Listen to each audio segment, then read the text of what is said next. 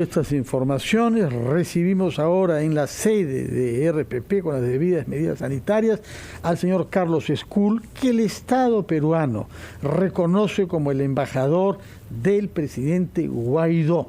Señor Carlos Escul, muy buenos días y una vez más, bienvenido a RPP. Muchísimas gracias por la oportunidad. Quisiera que nos explique en primer lugar cuál es el estatuto institucional del señor Guaidó, porque se suele decir que ya venció su mandato como jefe de Estado. Explíquenos, por favor, cuál es la realidad jurídica de eso. No, efectivamente, mira, hubo una asamblea electa, digamos, en el año 2015, que el mandato terminaba en el 2020, pero estas elecciones que hubo en diciembre del 2020 organizadas por el régimen de Nicolás Maduro fue un total fraude. Inhabilitaron tarjetas de los partidos, quitaron las juntas directivas de los partidos. Y mira, eso fue un fraude, además no hubo observación internacional, y lo que se decidió es que la Asamblea Legítima, tras una comisión delegada, iba a ampliar ese mandato un año más, hasta el 5 de enero del 2022. Y Juan Guaidó, como presidente de la Asamblea Nacional Legítima, todavía ocupa el cargo del presidente interino, y eso todavía es reconocido por más de 50 países, ¿no? 50 países, entre los cuales en principio el Perú, porque no hay ninguna declaración explícita contra eso por parte del Perú, reconocen a Guaidó hasta enero del próximo año, y en consecuencia usted como el embajador legítimo. Digamos, represento exacto a la Asamblea Nacional Legítima, que es de donde nace el poder, digamos, de alguna u otra forma, del gobierno interino de Venezuela. Ahora, ¿esto de qué manera puede cambiar en las próximas semanas a partir de la designación y el nombramiento del señor Richard Rojas, quien no fue aceptado como embajador en Panamá y no sabemos si este gobierno le dio una especie de premio consuelo en Venezuela y está a punto de partir? Se habla de un restablecimiento de relaciones diplomáticas con el régimen chavista de Maduro. Entonces, ¿cómo quedan ustedes y cómo queda la situación diplomática entre el Perú y Venezuela, ¿no? No, claro, mira, yo el viernes fui citado a la Cancillería y ahí se me informó de que el gobierno del Perú iba a restablecer relaciones diplomáticas. O sea, ¿se le informó de manera formal? Sí, de una conversación se me informó que iba a restablecer relaciones diplomáticas con el régimen de Nicolás Maduro, ¿no? Entonces, claro, ahí lo que dijimos, mira, bueno, nosotros respetamos una decisión, es una decisión soberana del Perú, pero la lamentamos. ¿Y la lamentamos por qué? Porque el Perú ha sido un aliado fundamental del pueblo venezolano para la defensa de los derechos humanos, para la lucha democrática que estamos dando en nuestro país. El Perú no solo creó el Grupo de Lima, sino que en foros internacionales como las Naciones Unidas apoyó, por ejemplo, la creación de una misión de determinación de hechos en el Consejo de Derechos Humanos de las Naciones Unidas para investigar la violación de graves derechos humanos que hay en nuestro país. Y cuando hablo de violación de derechos humanos, hablo de torturas, hablo de desapariciones forzadas, de asesinatos extrajudiciales, de casi 300 presos políticos que todavía hay en Venezuela, donde más de 10 han muerto bajo la custodia del régimen, y el Perú ha sido una voz firme. Incluso cuando hablaban en el Consejo de Derechos Humanos de las Naciones Unidas, no solo lo hacían a nombre del Grupo de Lima, lo hacían en nombre de muchísimos países en el mundo y donde denunciaba, es decir, era un aliado fundamental. Y lo que nos preocupa fundamentalmente con esta decisión es que ahorita el Perú le vaya a dar la espalda al pueblo de Venezuela, porque digamos la consecuencia más obvia está acá, o sea que hay más de 1 millón de venezolanos porque han salido, ¿no? Y mira, no me tienen que escuchar a mí, si quieren pueden agarrar a cualquier venezolano en la calle y le pueden preguntar por qué salió de Venezuela, porque hay una violación de derechos humanos, porque el salario mínimo es de $3, porque la economía colapsó.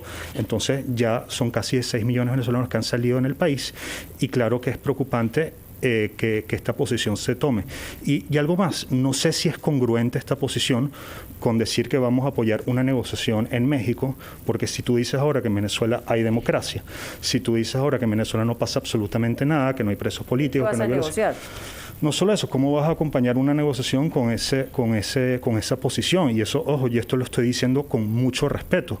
Y por eso yo aquí públicamente le pregunto, por ejemplo, a la premier Mirta Vázquez si esta es la posición que se va a tomar, si se le va a dar la espalda y se va a obviar todos estos temas con respecto a Venezuela. Pero ya se reunió usted el viernes, por lo que nos ha dicho, en la Cancillería. Sí. Quisiera que después de unos breves instantes para escuchar a los anunciantes nos explique exactamente qué es lo que le han dicho y qué significa significaría para su estatuto Claro. el hecho de que el señor Richard Rojas haya sido aceptado por el régimen de Maduro como embajador del Perú ahí. Nos lo contesta, por favor, después de unos instantes. Son las 9:19, estamos conversando en la sede de RPP con el señor Carlos Escul, que el Perú ha reconocido como embajador de Venezuela en nuestro país. Nos ha contado que se ha reunido en la Cancillería con un funcionario que le ha hecho saber que el Perú reconocerá al régimen presidido por Nicolás Maduro. Ahora bien, ¿qué cosa significa eso sobre sus funciones? ¿Qué es lo que piensa hacer? ¿Cómo ha reaccionado la comunidad de los venezolanos establecida en el Perú? No, mira, ahí había un comunicado como que, como te dije, nosotros, bueno, respetábamos, pero lamentábamos esta decisión. Sí, digamos, con esa, de alguna otra forma de decisión, bueno, ya nuestra misión diplomática no podría tener, digamos, ejercer funciones en el Perú. Eso significa que, por ejemplo, nosotros hacíamos muchos trámites gratuitos para los venezolanos, asesoría migratoria, y ya no vamos a poder hacer estas actividades.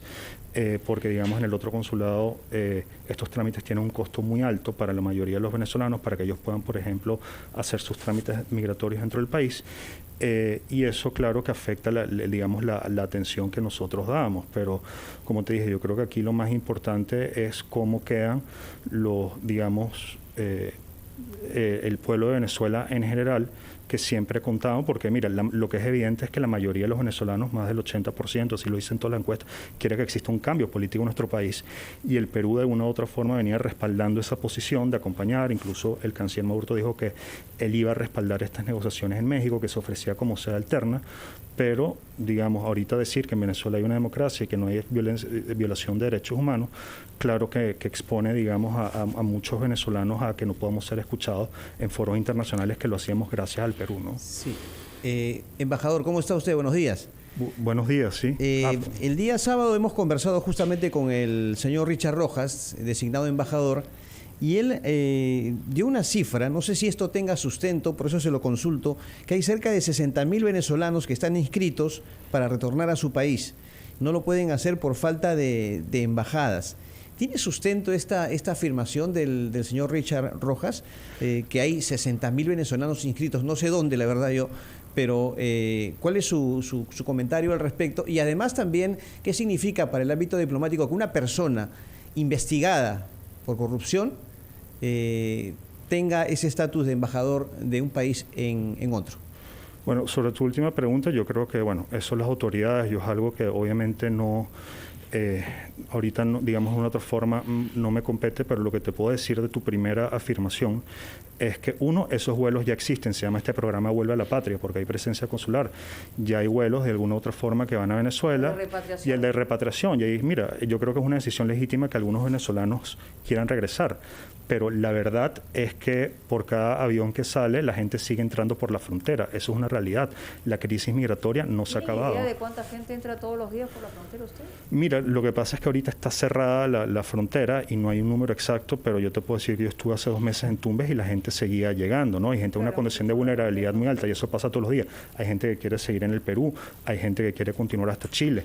Y eso no se va a frenar ni con militarización, ni con decisiones parciales, ni con vuelos, digamos, de repatriación, que además deben tener un costo muy alto, sino que además eso se va a frenar cuando en verdad haya democracia en nuestro país, porque los venezolanos lo que quieren es regresar a un país distinto al que se fueron. Y la realidad es que la gente se sigue yendo, ¿no? O sea, ya son casi más de 6 millones de migrantes según Naciones Unidas que han salido. Esa es la segunda crisis migratoria más grande a nivel mundial después de Siria, es decir, no es cualquier cosa. Entonces yo creo que lo que tienen que hacer todos los países es empujar a que haya un cambio político en Venezuela, a que podamos retomar la senda democrática y de alguna u otra forma eso va a permitir que muchos venezolanos puedan regresar a un país distinto, ¿no? Permítame una precisión, embajador. En estos vuelos humanitarios, ¿cuál es el promedio de gente que ha regresado a Venezuela? Mira, no tengo la cifra exacta, sé que en estos vuelos me imagino que son 200 personas las que regresan, pero como te lo digo, un avión, si salen 200 personas, eso es lo que quizás puede entrar en un día también al Perú, ¿no? Porque, o a otro país en América Latina, porque, como te lo digo, no porque te lo diga yo, tú puedes ir a la frontera, puedes ir a Tumbes y lo puedes ver. puedes ir también a Ecuador, puedes ir a Colombia y puedes ver cómo la gente sigue saliendo y la gente se sigue movilizando porque es muy difícil conseguir condiciones de vida aptas para vivir en nuestro país. Entonces, imagínate, con un salario mínimo de $3, ¿quién va a poder vivir en Venezuela? Hay una desigualdad muy grande ahorita con la dolarización de facto que hay en nuestro país. Y yo creo que la migración es una realidad, hay que asumirla, no esconderla. Y mira, yo respetuosamente te digo que eso no va a ser la solución para la migración en el Perú ni en ningún otro país, ¿no? Señor Escul, respecto de las relaciones con el régimen venezolano, hay quienes sostienen que el Perú debía orientarse en la línea que ha llevado a las negociaciones en curso actualmente en México, auspiciadas por Noruega, entre otras potencias. ¿Qué se puede esperar de esas conversaciones de México y qué cosa implica eso como posibilidad de cambio en la política exterior de quienes quieran colaborar con una solución pacífica de la crisis venezolana? Mira, justamente creo que muchos países están apoyando estas negociaciones en México porque la conclusión ha sido que para que las cosas en Venezuela mejoren tiene que haber un cambio político y que simplemente el régimen que está establecido en Venezuela no está ofreciendo soluciones a la población. Como te lo dije antes, ha habido serias violaciones de derechos humanos y tiene que haber algún tipo de cambio. La plataforma unitaria, que es la que reúne a las fuerzas democráticas de nuestro país, lo que aspira es que haya elecciones libres, transparentes, observables, ¿no? Y pienso que la comunidad internacional eso es lo que tiene que apoyar. ¿Qué tan factible es eso? Porque mira, en realidad se ha probado de todo y hasta ahora no ha habido una salida, ¿no? Es complicado, es sin duda muy difícil, es decir, no creo que hay que ser ingenuos, nosotros sabemos con quién estamos sentados, pero digamos, mientras haya más apoyo y más presión para que esto se dé, digamos, eso podría ser más factible en el futuro. Y esa mesa no solo para que haya elecciones, que por supuesto eso es muy importante, sino que también hay acuerdos parciales, como por ejemplo para traer ayuda humanitaria a Venezuela, alimentos, vacunas, a través de distintas organizaciones internacionales. Y mira, más allá yo creo que las diferencias políticas, creo que también una de nuestras prioridades tiene que ser de alguna forma brindarle algún tipo de alivio a mucha gente dentro de Venezuela que está sufriendo, que no puede comer 3 veces al día, que tiene serios problemas, digamos, en nuestro país de salud, y creo que parte también de esas conversaciones es empujar para que eso se dé, ¿no? ¿Podría especificarnos más, embajador, cuál es la situación en estos momentos en Venezuela desde el punto de vista sanitario y básicamente con relación a esta pandemia que ha golpeado a todo el mundo? Sí, mira, como te lo digo, lamentablemente el sistema de salud en nuestro país está colapsado. No hay cifras muy claras sobre el COVID, hay unas cifras que se dan, ¿no? Que no las Pero tengo. sobre vacunación. Sobre vacunación, según el régimen de Maduro, han dicho que se ha vacunado el 50%, pero lo que es verdad es que ha habido un problema con el ingreso de las vacunas, ¿no? ¿Cuál, la Sputnik? La Sputnik, las vacunas también, la Sinopharm, si no me equivoco. Ahorita uno de los consensos que se está buscando a través de la mesa de negociación era, digamos, que brindarle mayores facilidades para que Venezuela, todos juntos, ¿no?, sin alguna diferencia política, pueda seguir accediendo al mecanismo COVAX y los venezolanos puedan tener más vacunas. Pero lo que sí es verdad es que, mira, por ejemplo, muchos médicos han migrado, muchos hospitales están colapsados. Y digamos, muchos venezolanos, como te lo dije al principio, por este salario ínfimo que tienen, como no pueden conseguir empleo, ahorita salió una encuesta. Decía que $3 al mes, ¿no? Y así ganen un poco más algunas personas, igual no da. Salió una de las encuestas más importantes que se llama la encuesta ENCOVI, que la pueden buscar en internet, que es una de las encuestas que hace la Universidad Católica con otras universidades en Venezuela, de las más prestigiosas, y decía que ya el 97% de la población vive en pobreza y más del 70% en pobreza extrema. Entonces, digamos, tenemos una situación social terrible y creo que parte del apoyo, ¿no?, de la comunidad internacional también tiene que ser aliviar los problemas de la población, ¿no? Hay un tema que ha sido resaltado por la prensa internacional, que es la captura de un empresario colombo-libanés, el señor Alex Saab, al que se presenta como el testaferro de Nicolás Maduro. Ha sido detenido en el África y extraditado a los Estados Unidos y hoy debe rendir declaraciones ante la Fiscalía en Estados Unidos. ¿Quién es este señor y qué papel puede jugar en la crisis que hay en torno a su país? No, esta persona, bueno, era, digamos, como tú bien lo dices, una especie de testaferro que de alguna forma llevaba todos los negocios para ingresar alimentos a Venezuela. Estos alimentos se hacían con sobreprecio, en mala calidad, y lo usaba, por ejemplo, para mantener relaciones con Irán y, digamos, toda una serie de delitos que fue investigado, que están siendo investigados en Estados Unidos y que él fue detenido en Cabo Verde. Se había solicitado la extradición desde junio del 2020 y bueno, justamente creo que fue ayer, ¿no?